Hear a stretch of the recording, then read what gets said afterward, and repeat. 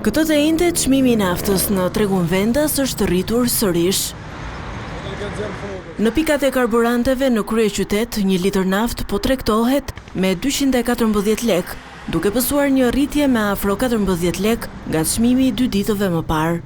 Madje në disa pika ku tregtohet një naftë e një cilësie më të lartë, çmimi ka shkuar deri në 217 lek. Kjo rritje vjen vetëm një ditë pasi kryeministri Edi Rama zhvilloi një takim me tregtuesit e naftës, ku shpreh se nuk ka nevojë për rikthimin e bordit të transparencës. Sipas tij, rritjet e deritanishme kanë qenë të moderuara dhe brenda pritshmërive të tregut, duke mos justifikuar ndërhyrje të drejtpërdrejtë nga qeveria në këtë moment. Pavarësisht kësaj, shtrenjtimi i çmimit të naftës duket se po e shtyn ekonominë vendase drejt një krize të re, të ngjashme me atë të vitit 2022, kur nisi lufta në Ukrainë.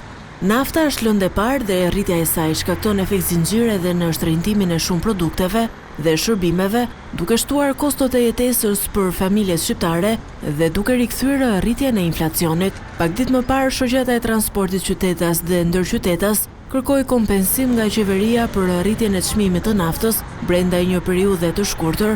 Në të kundërt, operatorët do të reduktojnë numrin e autobusëve në lëvizje. Zhvillimet në tregun vendas lidhen ngushtë edhe me luhatjet në tregjet ndërkombëtare.